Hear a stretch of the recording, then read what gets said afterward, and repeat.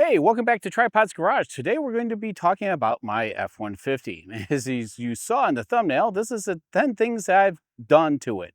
Some of them are upgrades, some of them are for appearance, and some of them are just functionality. And I really was thinking about trading this truck in about 2 years ago and possibly just getting something newer. I mean, it's a 2012 F-150. It's called an XTR. It's the XTR, if you're not familiar with it, that is the Canadian version of the US XLT. This had the chrome appearance package. Love it or hate it. I have always had mixed feelings about chrome because a lot of it's just the plastic crap cladded chrome. So anyways, we were thinking about replacing it about 2 years ago, but the truck prices are just way too expensive. And frankly, this doesn't have a lot of that high-tech features. And when you have all those high-tech features, the right to repair becomes less and less because you have all these modules that are in here. And then say if you need to replace a module, well, that module has to be reprogrammed for this vehicle. So this is still old enough, but new enough where I could still do a lot of repairs myself. And basically all I wanted to do was get a little bit more technology, a little bit more appearance out of it. And so let's go through the 10 things that I've done to this truck to kind of update it and, see if you may want to do it to yours. And this will go for model years from 2009 to 14. So let's go ahead and take a look. Now there's some things in this video that I have done myself without any research. It's pretty simple, or I just kind of knew how to do it. Other things took some research and or that I followed from someone else's guidance on YouTube. So I'm definitely gonna put their videos in the description below. And I also mention it as I'm talking about the upgrades if I did use their guidance. So please pay attention to that because there's no reason for me to go ahead and redo what someone has already done. And I definitely want to give credit where credit is due. So if you are actually a Ford person, if you know the model years, you'll realize that these rims do not belong with this truck. These rims came out after this truck was built. So this is a basically 2009 to 2014 model year, and these rims do not belong on this truck. This was actually one of my first upgrades. So now let's talk about it. Here's what the original rims and tires look like. It's part of, like I said, the chrome appearance package. And I had no clue that these rims were actually plastic cladded. And I saw this little gap around here. I'm like, well, that's kind of odd. And then I started to tap it. I was like, oh, wait, these are like plastic. Are these hubcaps? No, they're glued on. Yeah, talk about cheap. No, I was not really happy about it. Considering that the wife decided to see how good and tall curbs are with this truck, I figured now was a good time to check to see if there were some takeoffs from a newer truck. And I went to Facebook Marketplace and found a nice set of brand new FX4 2022 rim and tire package for $1,280. I got them down to $1,200 and they bought my original set for $250. Now that is a deal. Now the TPMS sensors that came with this are not compatible with the truck. So we had to replace them or swap them out. Just a FYI. Now here's a PSA for you. You may or may not be aware of Ford's swollen nut problem. And if you are aware, you should get your swollen nuts replaced as soon as possible. Because as far as I know, no one likes swollen nuts because they're a pain to replace, literally a pain.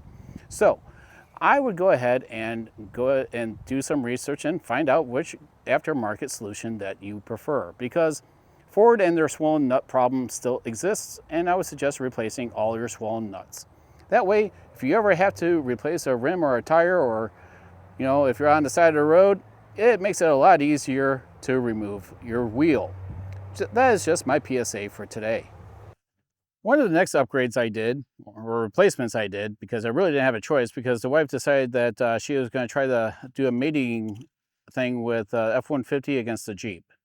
I don't know what type of offspring she thought would happen between this mating ritual, but needless to say, you can kind of see right there the dent that's still in the hood, and the bumper down below is still a little dented. And the one thing that she did was she cracked that headlight pretty bad. And so the headlights had to be replaced, but We literally didn't replace it until about 2 years after she decided to do that mating ritual. And I decided to do with some daytime running lamps. So, and these are about $265 on Amazon. It was a very simple procedure to, you just basically unscrew, 3 bolts, pop them off, plug in some new ones, and you're kind of off to the races. Now, I did replace the headlights with some LEDs, and that definitely helped because it seems like they're definitely not as good as OEM. But again, you can see here and how bad this headlight really was that she decided to crack. But it is definitely worth the update, and it gives it a real nice appearance. And unfortunately, since this is a Canadian version of the truck, the headlights stay on all the time, so the wiring is a bit different, and the daylight DRLs are not on during the day. The headlights are. So for your truck, it should work, but if you have a Canadian version, it may not. So the next thing on my upgrade list was to actually add remote start. And believe it or not, it's not that expensive, and it's kind of plug and play with a little bit of ingenuity, so to speak. So I found this antenna and key package on eBay for $60. You're going to need that. You're also going to need an interface for your OBD2 reader to connect ForScan. And I actually followed the instructions on the video that I'll link down below.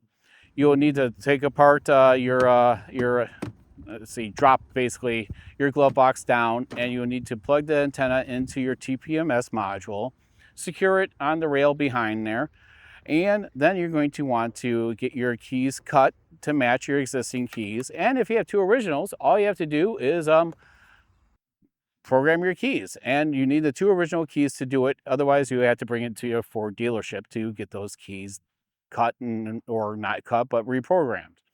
So after you're done with that, then you will go ahead and enable the remote start on your truck through the ForScan app and plugged into your vehicle. It's pretty simple, and it's a nice, cheap upgrade, and you get remote start for your truck. Lock, hit the remote start twice,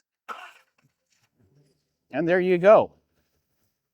The antenna gives you a little bit extra boost in range. I did find that these keys are sometimes hit and miss. Sometimes I'll go ahead and turn the keys to on position. It doesn't detect it right away, but if I turn it off and then back on, it typically will work. Almost like a PC. And a cheap but protective upgrade is floor mats. As you can see, the floor mats are doing their job. As you bring in your foot, it catches everything, or feet for you bipeds out there. I don't want to be discriminative, but yeah, you'll probably see more if you have 2 feet than 1. So as you can see, this is a Husky liner, and I actually purchased these off of Amazon for about $125 for the full set. Now, of course, I would prefer WeatherTech, but unfortunately, WeatherTech costs about 3 times as much. And these are all, laser, measured and everything. They contour, and it has a lifetime warranty. And they're very easy to clean and wash, and they snap in and lock in, and they come out really easy. And let's go ahead and give it a nice wash.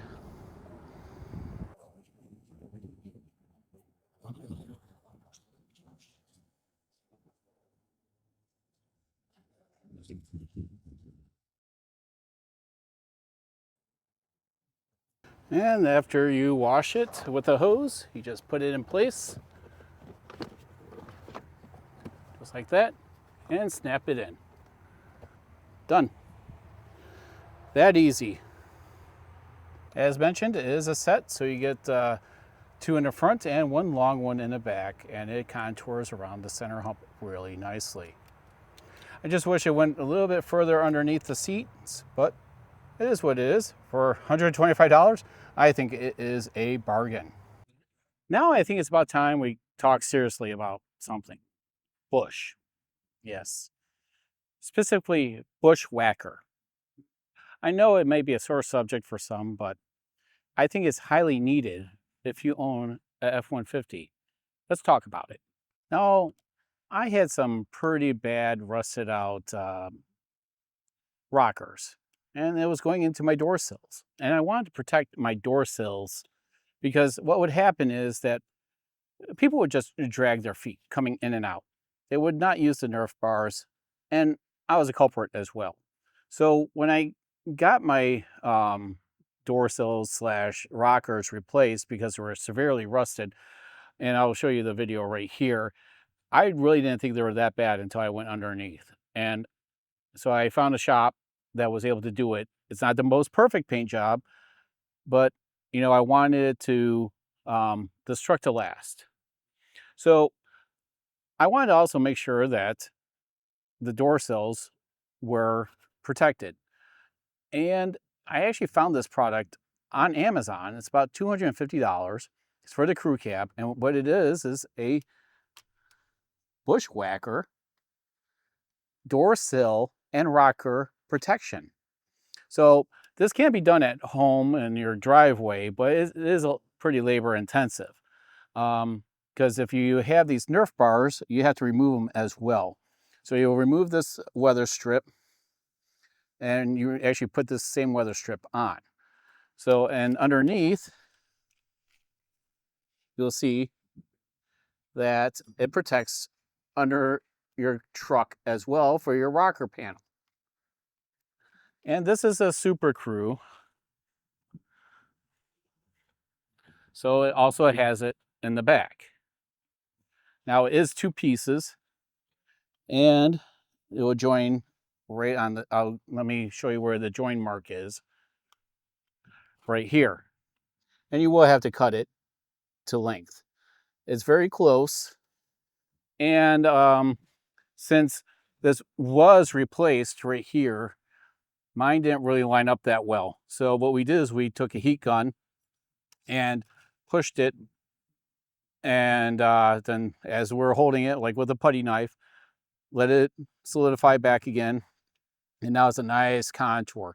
And it's all put on with double-sided tape right here. And you put your weather stripping back on. And there is some disadvantages here. You can see like right here in the corner here, it's kind of chewing apart the weather stripping. And if you have door slammers, they're going to be very happy because now you have to give it some force to close because of the seal is really tight now right here. But if you're looking to extend the life of your door sills and protect them, especially for people going in and out, I think this is a great product to invest in. All right, and let's continue on to the next one. Now I know you're feeling a little exhausted by now watching this content, and I don't blame you. I would get exhausted watching tripod as well. But this is a good time to take a break and introduce today's video sponsor, and that is PCB Way. Are you looking for a PCB manufacturer? Are you looking for rigid, flexible PCBs? Are you looking for them to assemble them for you? Well, they can. And they also offer other services such as 3D printing, injected molding, and CNC. Heck, they even have a community section where you could buy a project and assemble it on your own. If you're looking for any of these services, please reach out to PCB Way. Well, I hope you're not exhausted yet because that's actually what I'm talking about next. Is the exhaust for this truck. Now, we do pull a lot of equipment with this truck and it does serve its purpose. However, it tends to be more of a driveway princess and it sits. So one day I noticed that there was a leak underneath the truck. And one of the mechanics came by and said, oh, actually it's not, well, it is a leak, but it's actually coming from your muffler. You got a hole in your muffler. And it's just dripping hot gas and carbon onto the driveway. That's why it was pitting the driveway. I'm like, okay, well, I guess we got to replace at least the muffler or maybe the whole exhaust. And that's when I came across this dual exhaust system for the truck. It's a Catback, and it was about $400. I can no longer find it on Amazon where I purchased it, but I will show you the link that's on eBay. It's the same person that was selling on both. So let's go ahead and take a look what was done. Now, this can be done in your driveway if you so choose. It's a bolt-on, but I brought it to Nano Auto Repair. Those are the people that I go to, and I'll put a link in the description where they're located. and they're in Lake in the Hills, Illinois. And basically everything is in the kit that you need. This is for a 3.5 liter. And the only part that we needed to cut was part of the exhaust pipe. We had to shorten it a little bit. It's meant for all sizes of or variants of the F-150. Now I was kind of worried about how it was going to sound. I didn't want it to sound ricey or anything, and we are talking about V6, and I know the haters are going to hate. But I figured just at least a little bit of a rumble will be fine. I did not want it to be where I hit the gas and it was just going to sound like absolute shit. So let's do a cold start. And I think it looks good. You know, it's got a dual exhaust, and I think it was a worthy upgrade. It was $400, and if you did it yourself, you'll save on labor. It charged me $200 to install it, so $600 for a whole new exhaust. I thought it was definitely worthwhile. The next upgrade or update that I'm going to do to the truck is replace this third brake light. Now the brake light bulb is actually out, so regardless, I had to actually remove it. And plus, I don't know if it's leaking or not. It looks kind of like crap all around the edges. And it just wound up being the gasket. Thank God it wasn't leaking on the inside.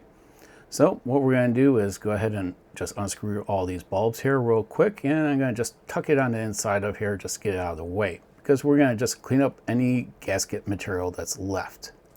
I'm going to just use some spray away glass cleaner and a microfiber cloth here and just clean it up the best that I can. Then I'm going to take these bulbs out, and I'm going to just pull them out. They're press fit. And now I'm going to take the LED light, brake light that I purchased for $50 off of Amazon. And I'm just going to go ahead and press fit these in. And it's that simple of installation. So we're going to have Mrs. Tripod test the brake light here. She opened the door and the accessory light turned on. Tapping it, yep, brake light works too. So definitely I believe this is a much better upgrade than what was there before. So, and then we're just going to rinse and repeat. I'm going to just line it up, and I'm going to take the screws that, you know, from the previous third brake light, and I'm going to just slightly tighten them, not completely, because I'm going to adjust it side to side, and then have it snug then on both sides, and just go ahead and peel the film off. And that is it. All done. That is a real nice upgrade to your F-150, and I like the smoked look. I just would like to have maybe the screws to be black. Well, if you have a F-150 of the model year, I would say 2009 to 2014, that has the lower trim, XLT and lower, that does not have the touchscreen interface, you may encounter a failing radio. And how do you know that you have a failing radio? Is if your clock blinks. Okay, now this is also a module that the whole computer system of your car talks to. So it's a radio module. Now, I have actually been living without a radio in the truck for at least over 6 months. And I would just play my phone or something, whatever. It didn't bother me too much. But as time progressed, I was like, I need to replace this. But what do I replace it with? I wanted something that kind of looked factory, but but also not too expensive. Back in the day when I was younger, it was all about having a system and thump, thump, thump, but kind of not like that anymore. Now I'm just looking for, some compatibility like with the phone, like Android Auto, Apple CarPlay, and navigation and stuff built right in. Maybe some steering wheel controls, because it does have that in here. So I got to looking on Amazon and I found this stereo for $220. It comes with the faceplate and everything. No cutting of wires. Literally, it's just plug and play. And I'll link a video down below where this person walks you through the whole install. It is pretty darn simple. You could be up and running in like 30 minutes. And you know what? It's very intuitive. And also, I would suggest going with the higher processor, because if you go with the absolute lowest, you're going to get lagging and screen and stuff. It's just going to make it for an awful experience. So let's go ahead and check out, see what it looks like. So this is the radio itself. As you can see, this looks pretty clean. You have a nice big touch screen up here, and this whole faceplate and everything comes with it. So it really looks pretty much factory as far as I'm concerned. Very nice screen. Now, the only thing before I turn it on, I really am still a fan of physical knobs and buttons, and it's got some pretty small buttons on here for volume, but it does interface if you have a steering wheel control, so it's still not that bad. So now let's go ahead and turn it on. I'm going to go ahead and start up the truck here.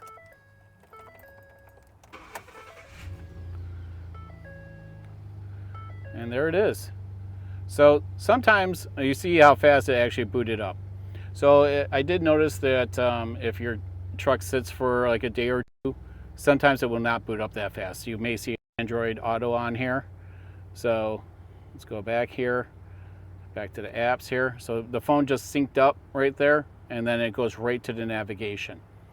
But look how responsive this display is. It's almost instantaneous. That's why I'm suggesting if you ever get one of these radios, that you get one that is the highest processor, because there's no lag. So you can do video if you want. I don't have any on here. You can install applications. Yeah, I am a big fan of this, and like I said, it looks pretty darn factory to me. It's very bright out, as you can see, and the display is not getting washed out. And you have also a bunch of inputs and outputs on there. You can install an amp if you so choose, but yeah, I don't know, you tell me. I think that looks pretty darn nice. The only thing that I'm not a fan of, you can barely see it, but it's got kind of a little bit of a sag right here. It's just me seeing it, but I could picture this heating up in the hot summer days, especially if you're there, because it's kind of a thinner plastic. I would like to see some reinforcement up here, but otherwise, for $220, I don't know what you would expect. But yep, that's the stereo. Now it's time to talk serious. It's a subject that many people don't want to talk about the rear end. Now, I'm personally a fan of the rear end. You can even talk to the wife about it if you so choose. And it's about lining up your balls. So now we're talking about the front end as well, because that's the front end meets the back end. I know it's kind of complicated, but that's how hooking up a trailer is. I know, you get your mind out of a gutter. That's not what we're really talking about. It's trailering. Hook up. Yes. So this truck did not come equipped with a backup camera, and it's really hard to focus on your ball without a backup camera. I mean, think about it. You have to get in and out of the truck, line up your balls with the receiver of the trailer, the tongue, ball. It just sounds all messed up. So the best solution is to install a backup camera so you can line up everything. So let's go ahead and get that done. Now I wanted to get more of a factory look, and also a camera that aimed down towards the receiver, and one that could actually unplug with the tailgate. So this camera, it was about $50 off of Amazon, and it actually is integrated with the latching mechanism. And all you have to do is go ahead and remove your plates. I have this crappy plastic liner, and you're going to remove the cover. And then within there, you're going to just remove, I believe these are only two 10mm bolts, and then you just wiggle out your little latch here. And then what you're going to have to do is remove your lock cylinder. And the lock cylinder has this pin here. And you're just going to pull it out here. And then once you pull this out, your lock cylinder will come out. That's pretty easy. Then we're going to just rinse and repeat. We're going to put that lock cylinder in, and then we're going to slide our stay pin in there. And then we're going to unloop our little wiring harness here, and we're going to feed it up and through, and just go ahead and place it back in. And you don't want to actually over tighten these bolts into here, because these do look to be press fit studs into plastic. So you don't want to be pulling out these studs. You're going to want to line these up as best as you can because there is some play within here. There are two guide pins, and it does line up okay, but you're going to want to look at the bottom or the tailgate itself to make sure that your latch is lined up to the tailgate itself. I did find fitment not to be the greatest. The gasket should be a little bit thicker. It's pretty thin and rubbery, and it tends to slide all over the place. So please pay close attention to that as well. Then you may want to use some what's called fishing tape and just feed your cable, your loom, through your tailgate, through the hole. And that's what I did. It only took a couple seconds to do that. And then you're going to actually wire it all the way across, and there's this hole underneath the carpet with a piece of, it looks like gaffer's tape or something that's just covering it. And that's where I fished the wiring harness through. Now I did not have to integrate it through the tail light because my radio, all you have to do is use the positive wire off the back of the radio, and that just powers up the backup camera in reverse. And since my truck was on a lift getting some service work done, I took the opportunity to show you how I routed the cable from the tailgate all the way to the front. I just followed the major loom that was going all the way down, and I wanted to make sure it was nice and secure. And then you can see how the camera operates. You do get a nice field of view and the picture of the ball itself. Easy to back up with now. And one of the biggest and most rewarding conversions I've done to the truck was to get rid of the bitch seat. Okay, now it may be an old term, but still a true term today. Believe it or not, the youth, like my daughter's friends and everything, still call it that. So that's what it's been called, and I still call it that. That is the middle seat in the front row. And usually it folds down and you get like an armrest. And to me, I've never been a fan of that, nor a column shifter. Again, this truck has only been used basically for long trips, hauling something, or to move around materials. This truck was never meant to be a luxury truck, okay?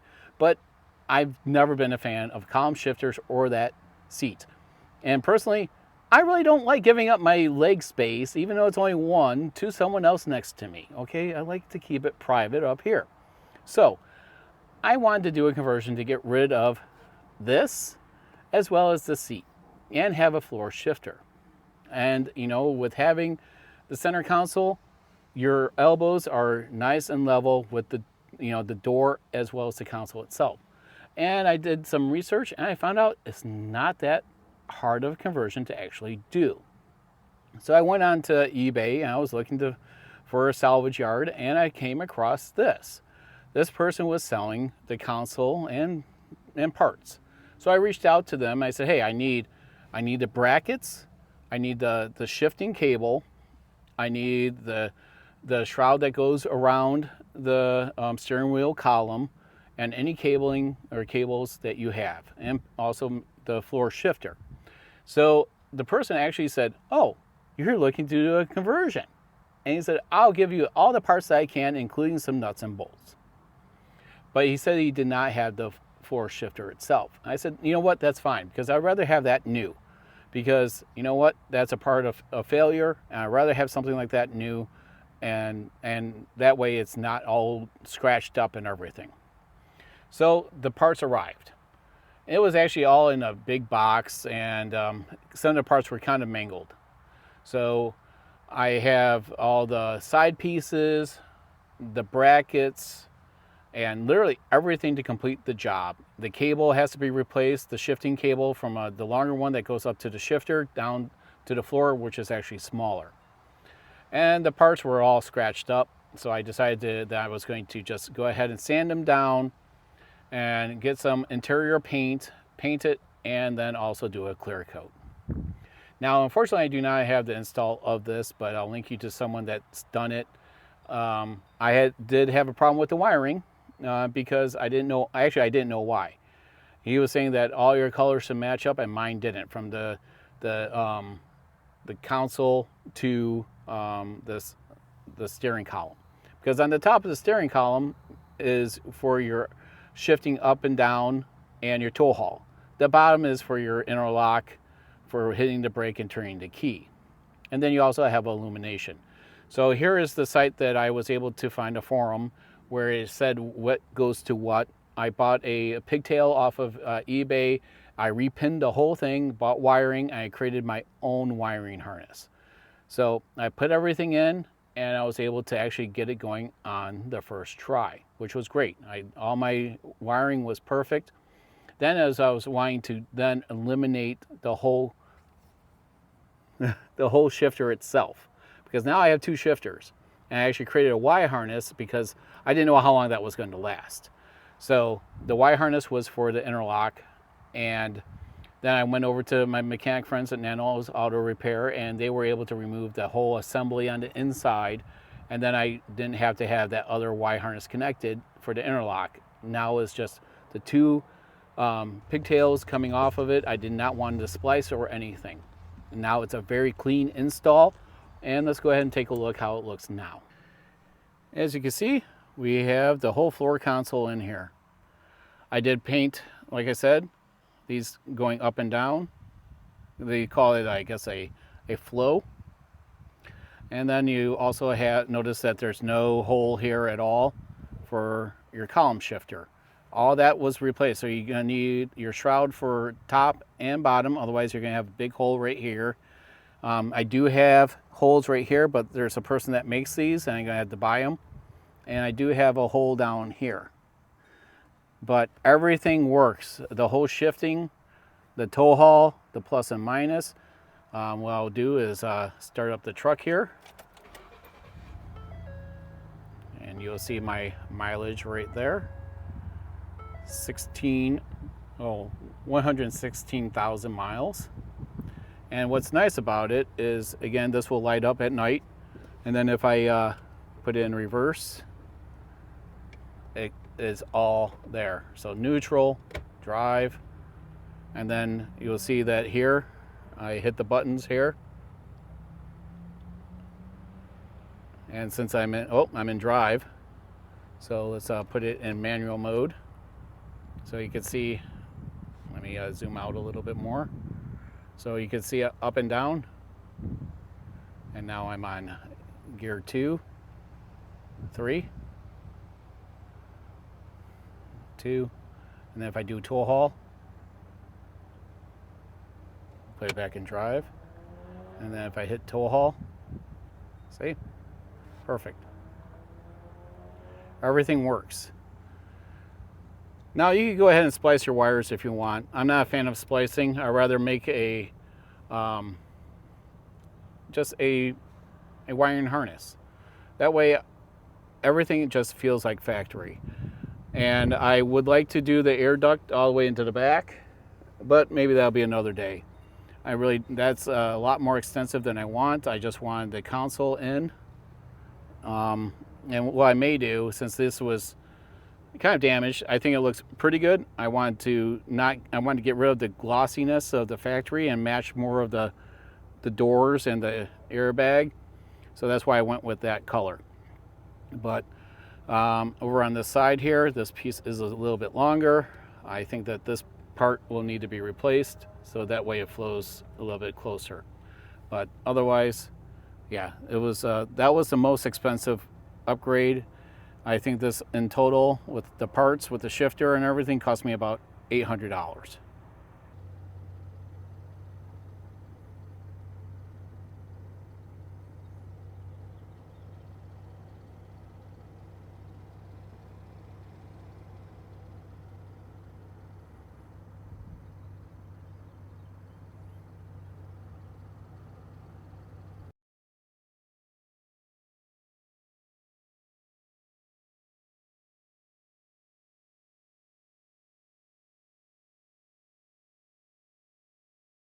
Okay, let's do a recap of the 10 things that we've done to our truck. First, wheels and tires. Second was the headlights. Third, remote start. Fourth, floor mats. Fifth was the rocker panels, the bush guards for the rocker panel and sills. And then it was the exhaust, radio, third brake light, backup camera, and the console. Yes, that is a lot of things to do, but we did that over the span of about a year and a half.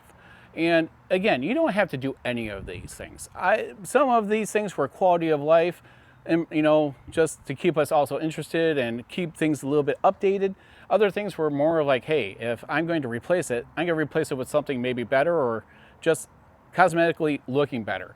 Like the wheels and tires was a great deal on Facebook Marketplace. I suggest always going on there for something like that. You know, the third brake light, why not just replace it with an LED? And the exhaust, I mean, had a leak in there. I could buy a muffler, or I could just replace the whole thing with something that may sound a little bit better and definitely not ricey. So again, we're not going to go ahead and replace this vehicle, trade it in or anything, because you know what? We know the maintenance of it. And we would actually lose money on it. So if we were to get a truck, we're going to keep this one and possibly get a Super Duty, which is technically what we really need to pull the trailer that we have. This F-150 is definitely capable of pulling that 28-foot long trailer, but I'd rather have something a little bit more powerful. So those were my 10 upgrades, and if you like to, I could also do a recap for you of the history of maintenance for this, what we've gone through in the 7 years to keep this vehicle in tip-top running shape. Sure, it has its flaws. I mean, there's rust in certain spots. I want to do some rust repair and stuff, but that's more cosmetic, nothing structural.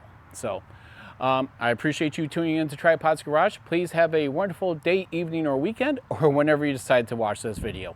Thanks again for tuning in, and we'll catch you the next time on Tripod's Garage.